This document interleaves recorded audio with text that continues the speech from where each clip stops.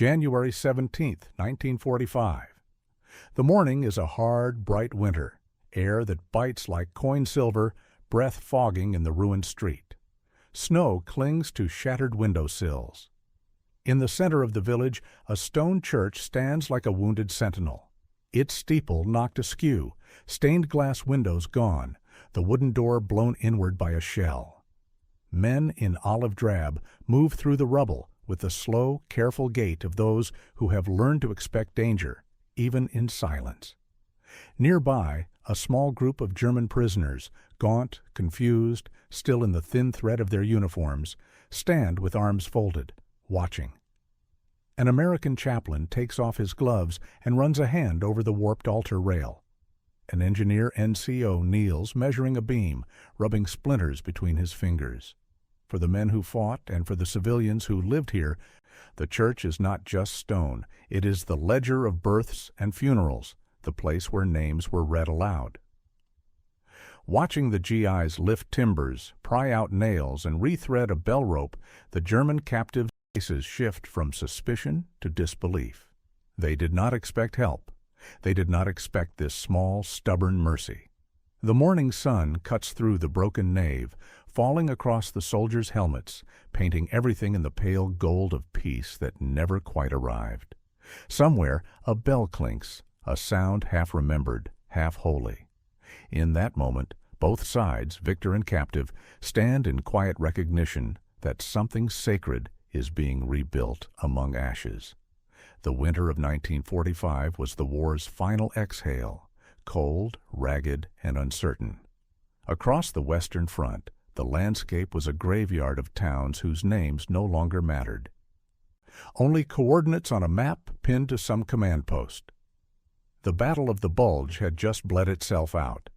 What remained was a weary push eastward, the American First and Third Armies crawling through Belgium and into Western Germany, one frozen village at a time.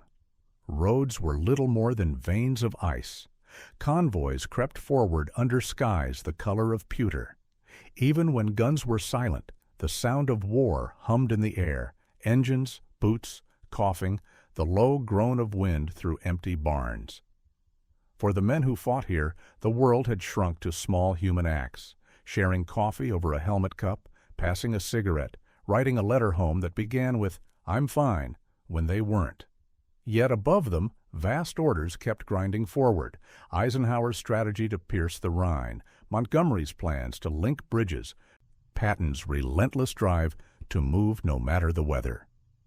In this machinery of command, there were still flickers of conscience, reminders from headquarters that armies were not just instruments of destruction, but also custodians of what remained.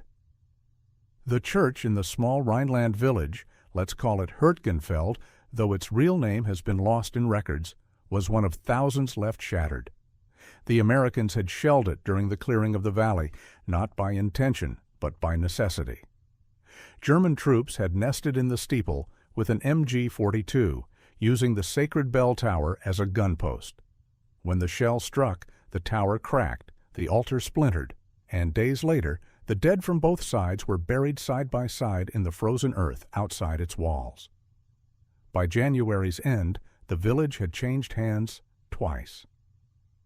What remained were fragments, women sweeping glass from floors, children searching for bread, and captured German soldiers sorting bricks under guard. The 9th Infantry Division moved in briefly, followed by engineers and chaplains assigned to assist civil affairs. To them fell the strange task of triage, not of bodies, but of places.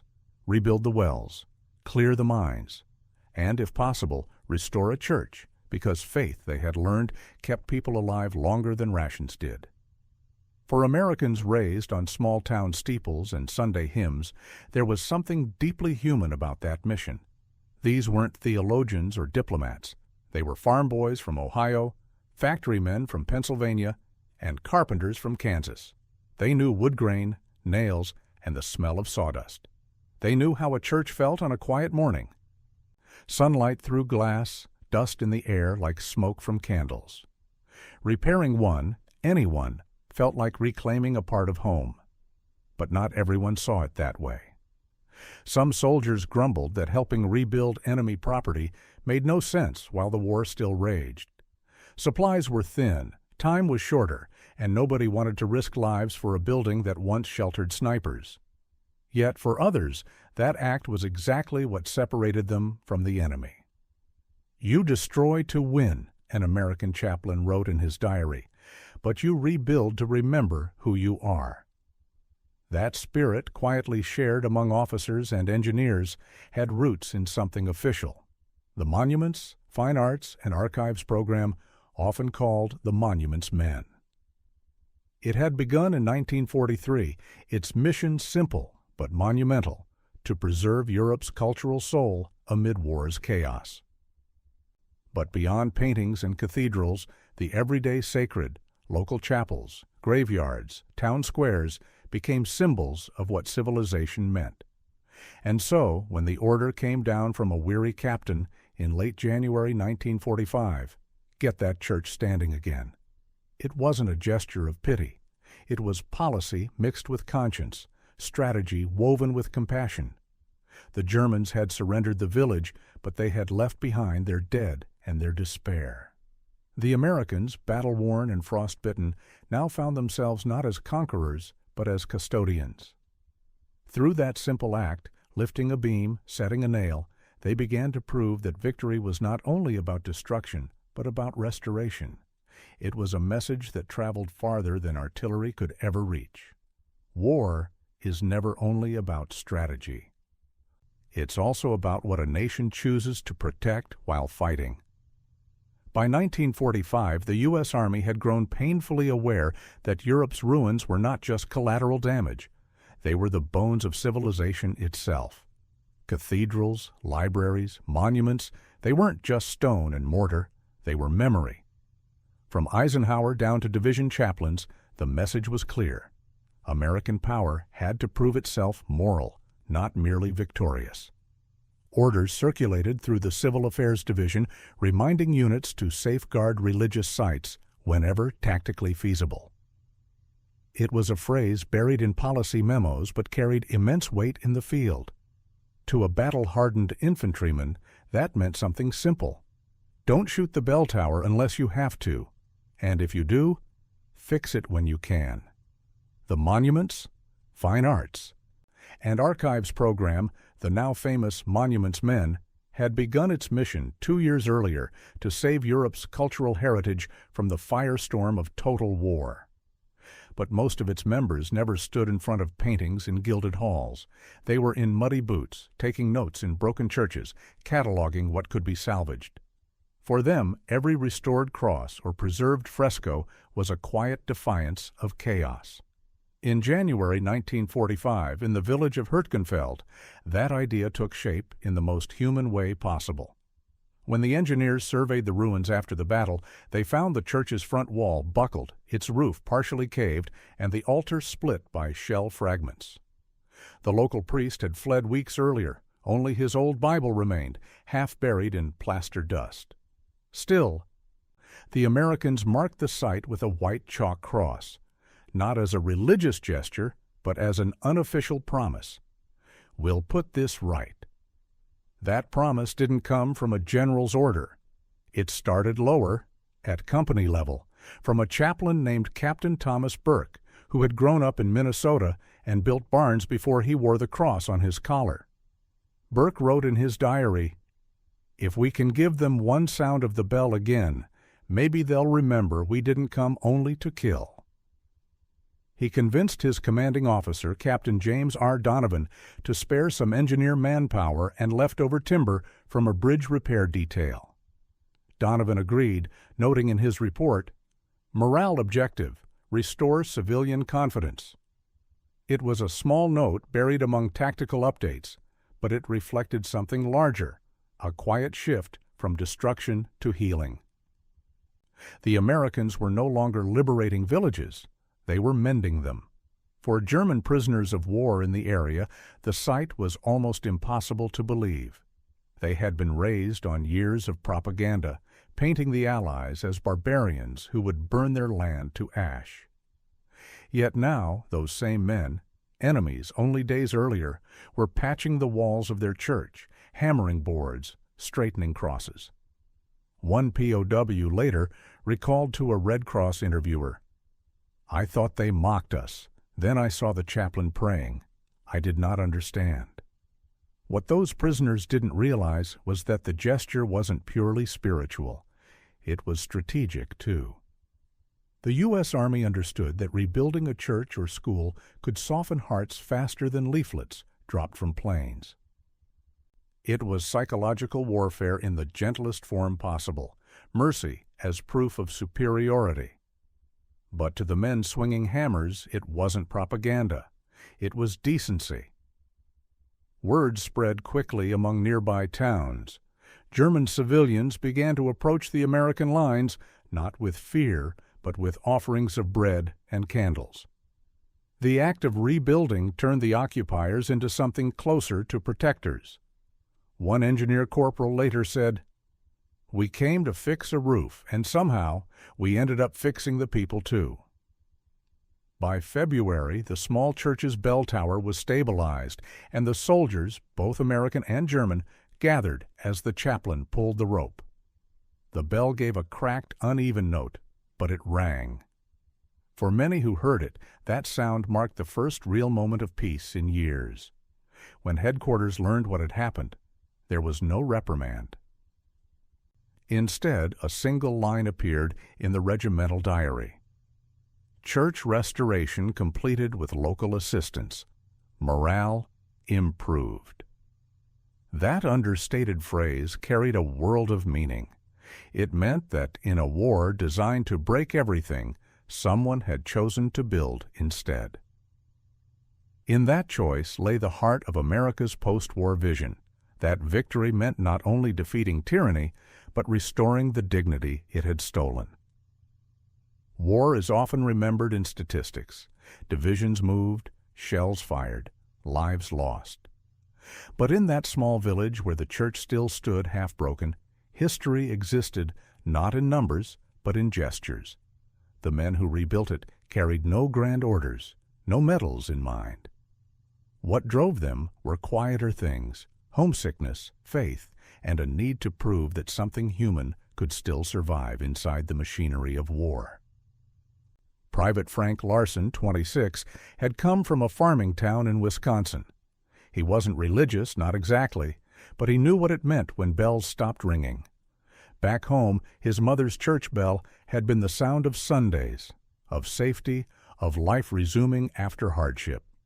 In Germany, the silence of broken bells felt like a curse.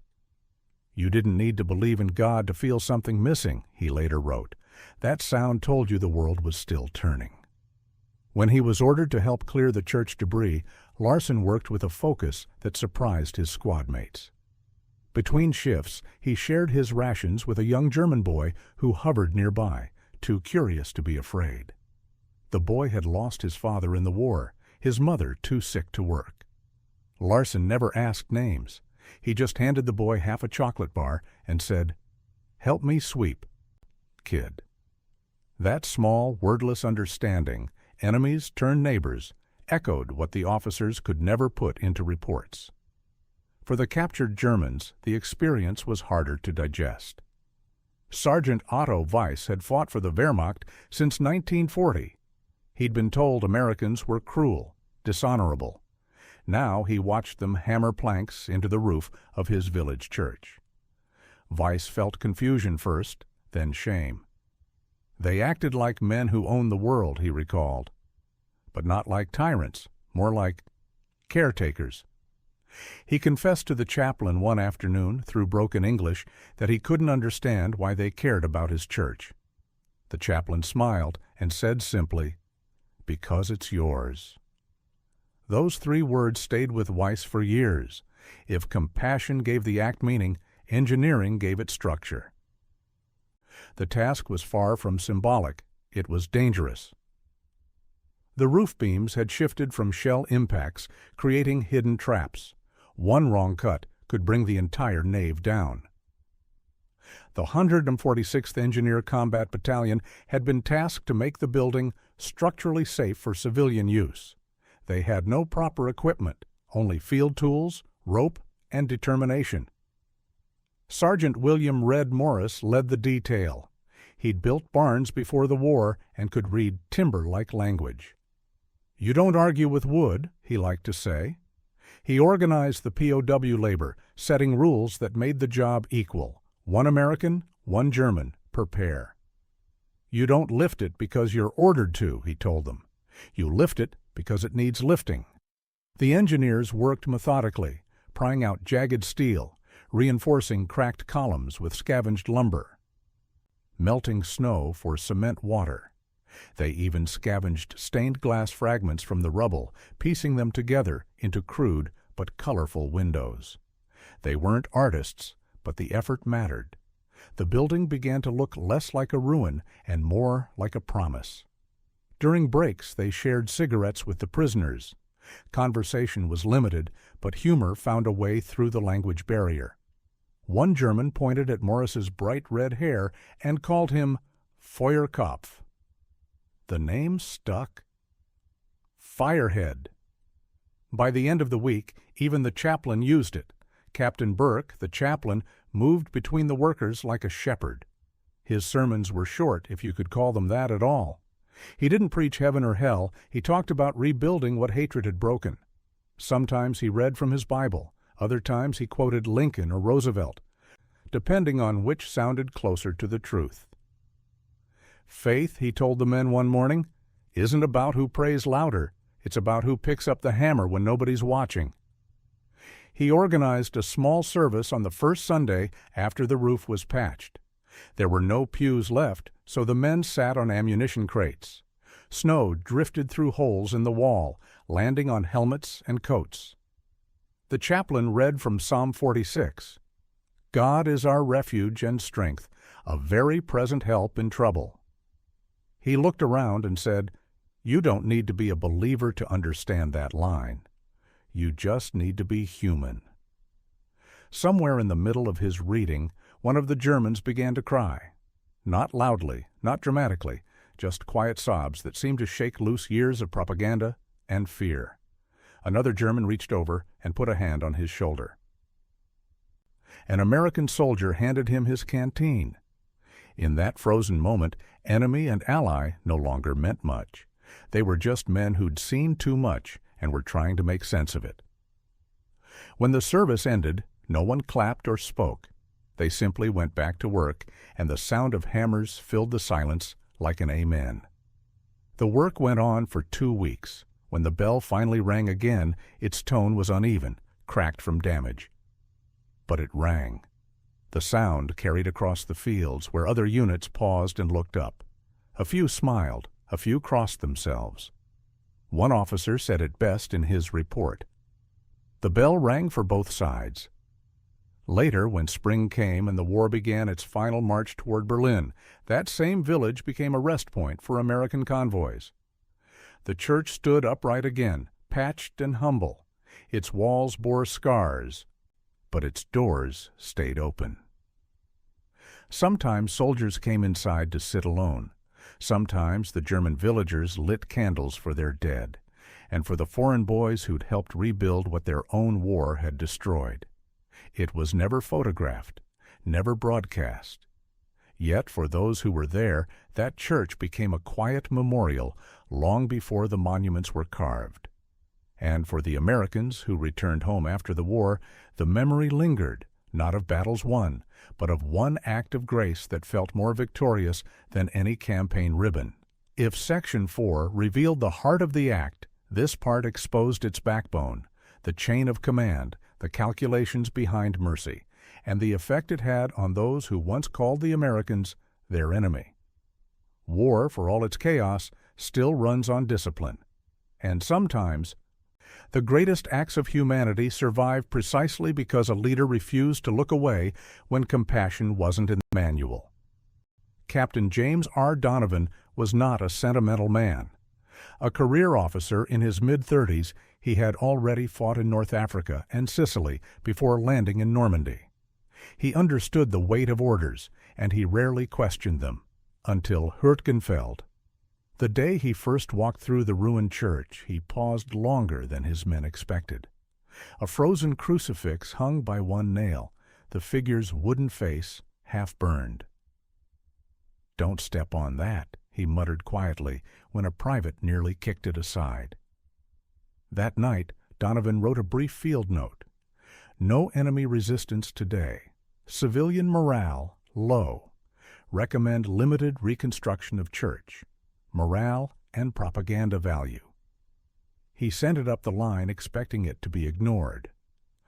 Instead, the division civil affairs officer approved it with a single word scrawled in pencil: "Proceed."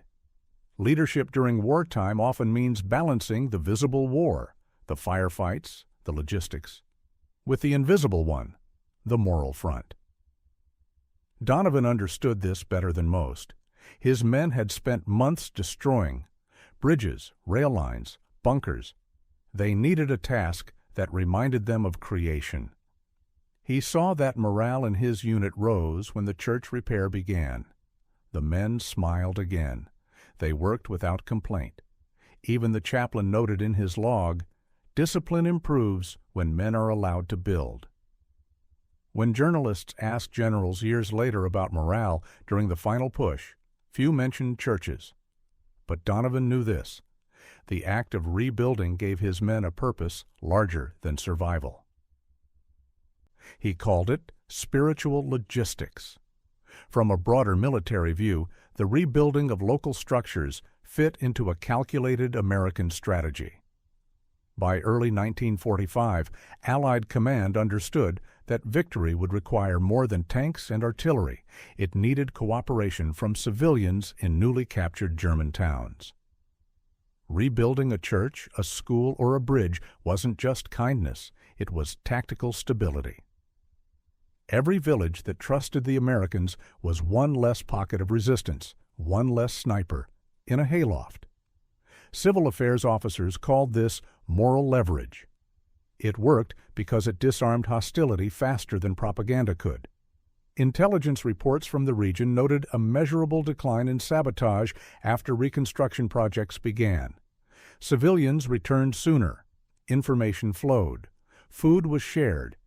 And perhaps most importantly, POWs behaved. In Hurtgenfeld, that shift was immediate. Within a week of the repair work, villagers began volunteering to clear debris. German women brought bread and candles to the worksite. Children fetched nails and carried messages between houses. Even the local priest, who had been hiding in a nearby forest, returned trembling to thank the Americans. The simple act of fixing the church had turned an occupied village into a cooperating one. Strategically, it gave U.S. forces a model.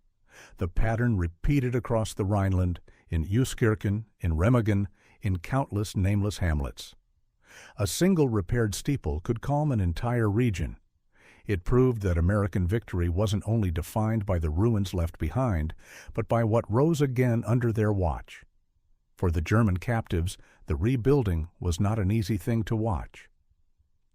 Most of them had been indoctrinated since youth, taught that Americans were brutal, godless, driven by greed. Their officers had told them that Allied soldiers would desecrate their churches, steal their relics, mock their faith. Instead, they saw these men, rough, unshaven, often exhausted, kneeling to realign a crossbeam. Sergeant Otto Weiss, the same man who had wept during the service, later wrote to his sister after the war, "I thought they would destroy us. Instead, they fixed the only thing that made us human again." Another prisoner, Karl Hahn, admitted years later that the sound of the American chaplain's prayer haunted him long after captivity. "It was the first time I felt ashamed of what we had believed," he said in an interview recorded in 1956. Some prisoners refused to help at first. They stood aside, arms crossed, muttering that the Americans were trying to humiliate them. But that theory collapsed the first time one of them was invited to hold a beam while an American hammered it. There was no insult in the gesture, just shared labor. Work became its own language. By the end of the first week, the POWs volunteered before being ordered. When the bell was finally hoisted back into place, it was two Germans who turned the winch under American supervision. They strained together, faces red from effort, until the cracked bronze bell hung again in the cold air. When it rang, they froze. A murmur swept through the crowd, soldiers, civilians, captives, all staring upward. One of the prisoners whispered, "Heilig Maria," and crossed himself. No one stopped him. What happened in that church rippled far beyond the village. After-action reports described it clinically, but those who were there carried its echo for decades. In a letter home, Sergeant Morris wrote, "You can fight a war for years and never know if you did good. Today, I think maybe we did." The moral clarity of that moment stood in sharp contrast to the confusion of total war. For many of the soldiers, it was the first time they felt genuinely proud, not for killing, not for surviving, but for repairing. The chaplain later summarized it best in his post-war reflection. The church was rebuilt by hands that only knew how to break things. That's redemption in its smallest and truest form. When historians later analyzed morale on the Western Front, most missed these subtle moments. They looked at casualty charts, supply lines, and victory maps. But they missed the bell that rang in a half-destroyed village, a sound that said more about the meaning of victory than any banner ever could. Because for every act of brutality in war, there must be a counterweight, a reminder that even among ruins, men can choose decency.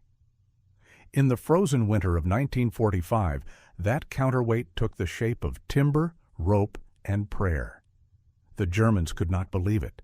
The Americans could hardly explain it. But somewhere in the middle, a truth survived. When you rebuild your enemy's church, you are really rebuilding your own humanity. And that, more than any captured ground or signed surrender, was the quiet triumph of Hurtgenfeld. February 3, 1945, a Saturday. The dawn rose thin and colorless over Hurtgenfeld, the sky a pale wash of gray that promised another day of biting wind. Snow clung to the ruins like old bandages. Inside the church, the men worked in silence, breath turning to mist in the cold air. Only the sound of hammers echoed through the broken nave, steady, rhythmic, almost prayer-like. The structure had begun to resemble a church again, though its wounds were still visible. Cracks webbed across the walls, wooden planks stood where glass had once glowed, and the smell of dust and oil paint hung in the air. The day's task was monumental, to lift the bell back into its tower. It was the final act of restoration, the point where engineering, faith, and emotion met. The bell had lain half-buried in the courtyard since December, a hulking bronze relic that had survived fire and shelling but bore a deep crack down its side. The crack meant its tone would never be perfect again, but to the chaplain, that seemed fitting. "So are we," he'd said, "all cracked, but still capable of ringing true." Sergeant Morris had spent the night preparing a makeshift pulley system.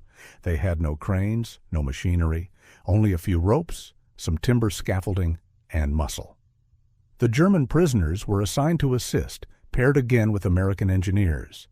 Every man understood the risk. If the bell slipped, it could crush them instantly.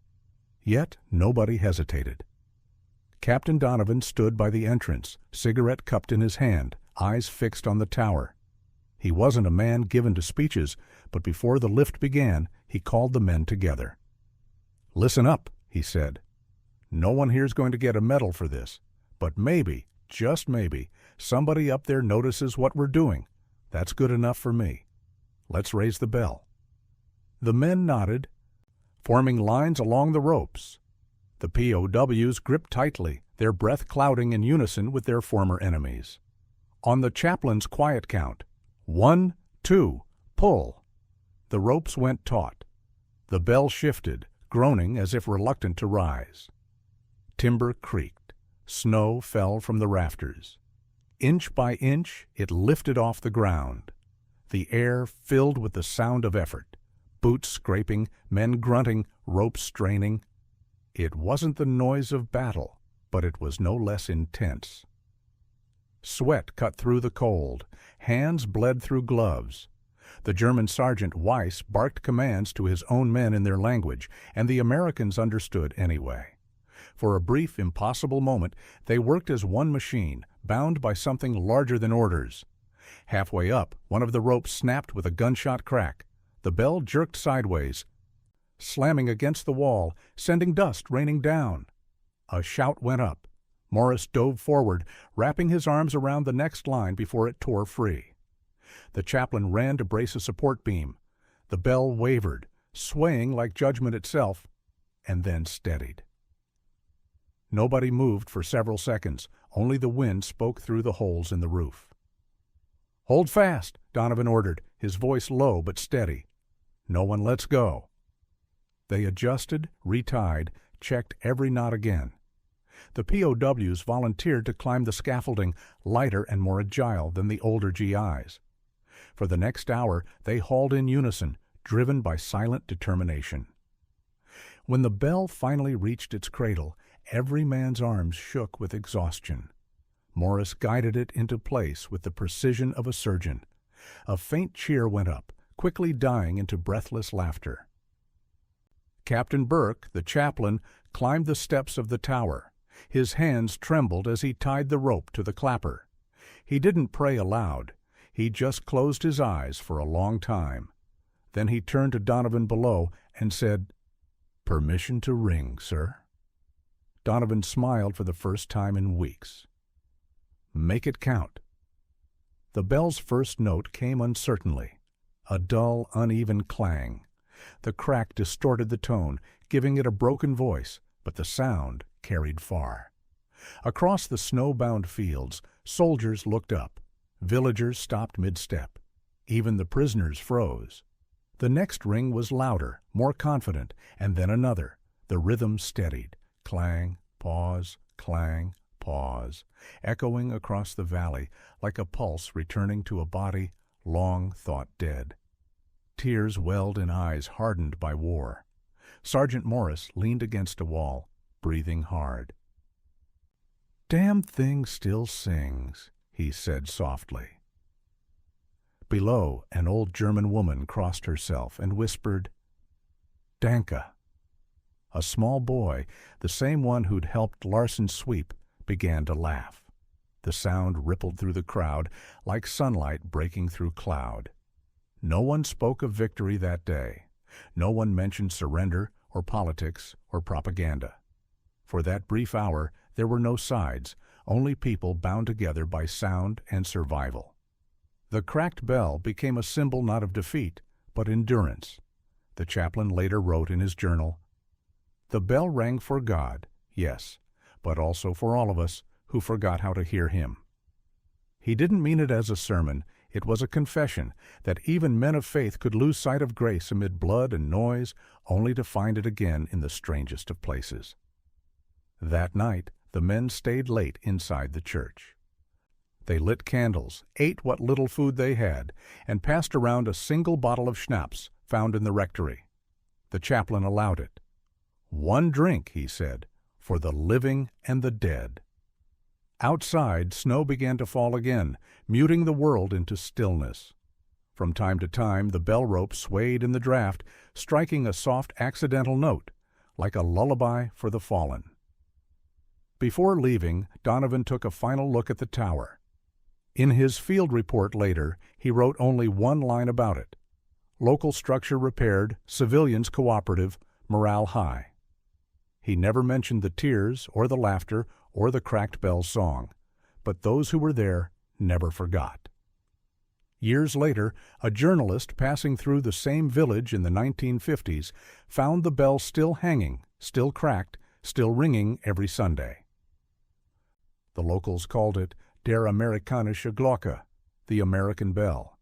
When asked why, one old man replied, "Because they didn't just ring it, they gave it back to us." 2 days after the bell's triumphant return, the weather turned brutal again. Heavy snow weighed down the patched roof, and winds howled through the half-mended beams. The church, still fragile, groaned like a ship in a storm. Inside, a handful of soldiers and prisoners worked to secure the rafters, their boots crunching on the icy floor. The light from their lanterns danced across stone walls, still scarred with shrapnel marks. Sergeant Morris had a bad feeling. He tapped one of the support beams with the butt of his hammer and heard it, a hollow echo. "This one's splitting," he warned. "We've got to reinforce it before—" The sound came before the sentence finished, a low, cracking thunder from above. A section of roof gave way, sending debris crashing down in a choking cloud of dust. The bell swung wildly, the rope whipping like a serpent. Men shouted. One prisoner screamed. A timber beam fell toward the altar, but two soldiers lunged forward, catching it just before it shattered the rebuilt platform. Captain Donovan burst through the door, barking orders over the chaos. "Evacuate! Keep it steady!" But the chaplain stayed frozen beneath the bell tower, staring up as the tower swayed dangerously. For one terrifying moment, it seemed the entire structure would collapse, undoing everything they'd worked for. Then, out of instinct more than reason, Weiss, the German sergeant, scrambled up the scaffolding. He shouted something unintelligible, grabbed the loose beam, and wedged it back into place using his shoulder as leverage. Blood streaked down his arm, but he didn't move until the others secured it. When they finally pulled him down, the tower stood firm again. Silence fell. The dust settled in thin rays of light that pierced through the broken roof. Weiss slumped to the ground, exhausted, his breath visible in the cold air. Captain Burke knelt beside him and whispered, "You just saved God's house." Weiss looked up, half smiling.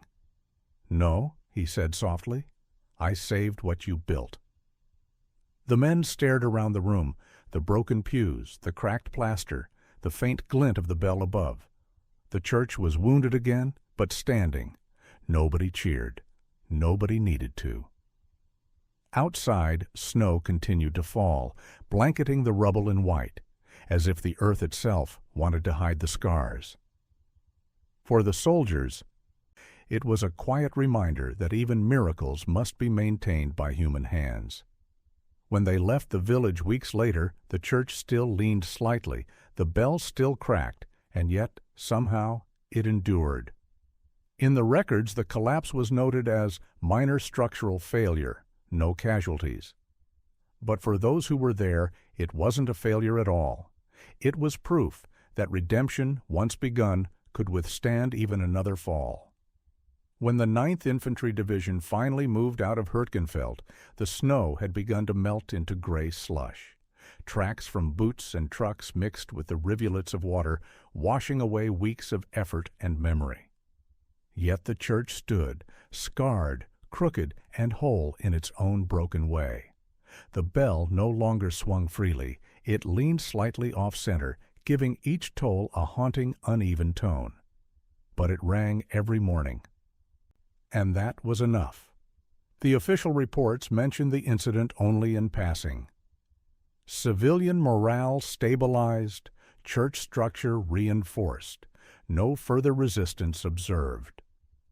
The language was cold, bureaucratic, yet beneath those words lived something profoundly human. Captain Donovan filed his last note before redeployment. Work here restored order faster than any weapon could. He never elaborated, but those who'd served under him knew what he meant. Letters home captured what paperwork could not. Sergeant Morris wrote to his wife in Ohio, telling her about a church full of ghosts and hope. He didn't mention the fear or the collapse or Weiss's bleeding shoulder, only that, for a few hours, the world felt right again. Private Larson sent a postcard to his mother, describing a bell that sounded like two hands shaking after a fight. Back in the States, those words would have seemed almost poetic, but to the men who lived it, they were simple truth. The act of rebuilding had changed them. They'd come to Europe as destroyers, trained to flatten obstacles, to win by attrition. Yet here, amid rubble and frost, they'd discovered a different kind of strength, the kind that came from lifting instead of breaking. For the German villagers, the church became a monument long before the war ended. They patched what remained, painted the walls white again, and placed a wooden plaque near the entrance that read, "In gratitude to those who rebuilt what hate destroyed." No flags, no dates, no national symbols, only those words. When Allied convoys passed through in the spring, drivers often slowed, staring up at the crooked bell tower that refused to fall. Soldiers called it the American Church, though officially it had no name. To the villagers, it was simply home. By April, the war was reaching its final convulsions. The world would soon turn its gaze toward Berlin, toward victory parades and treaties. Hürtgenfeld would fade from maps, just another small dot on a long list of liberated towns. But for the men who rebuilt that church, its memory endured, not as glory, but as grace. For them, the sound of that cracked bell would forever be louder than any explosion they'd survived. In the years that followed, Hürtgenfeld's name disappeared from most war records, absorbed by the countless other towns swept up in Europe's reconstruction. Yet for those who remembered, the church remained a quiet legend. American veterans who returned to Germany in the 1950s often spoke of the cracked bell with a kind of reverence, as if it symbolized something larger than their service. Captain Burke, the chaplain, left the Army after the war and became a small-town pastor in Minnesota. He kept the rope from the bell, frayed and soot-stained, on his office wall. In a 1952 interview, he said, "It wasn't about saving a building. It was about reminding ourselves we were still capable of saving anything." Captain Donovan stayed in uniform, later serving in Korea. When asked about Hürtgenfeld, he only said, "It was the one order I gave that made me proud to be human."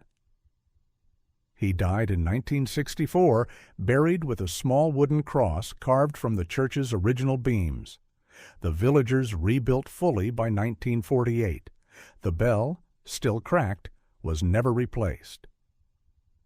They said its imperfect tone reminded them that peace was not about perfection, but endurance.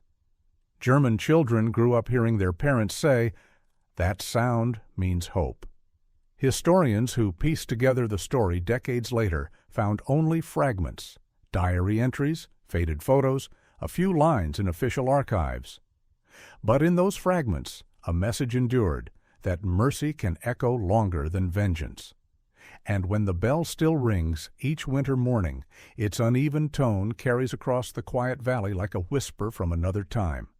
A sound that says, in its own broken language, that even in war's coldest hour, humanity can still rebuild what it once destroyed. The story of Hürtgenfeld's cracked bell is not about victory or conquest. It's about the small, stubborn decision to care in a place that no longer deserved caring. Amid a world that had torn itself apart, a few men chose to lift instead of destroy, to build something sacred not for themselves, but for those they'd been taught to hate. For the Americans who swung hammers in that ruined nave, the act became a mirror, a reminder of what separated them from the enemy. For the German prisoners who helped, it became a glimpse of forgiveness before peace had even been declared. History rarely records such moments. It prefers the grand movements of armies, not the trembling hands that rebuild what war ruins. But sometimes it's the quieter sounds that last longest, the ring of a cracked bell, uneven and imperfect, yet still strong enough to reach both heaven and earth. And perhaps that's what true victory means, not in how loudly one triumphs, but in how gently one restores. The church still stands, its crooked bell still ringing, its message unbroken, a song of mercy born from the noise of war.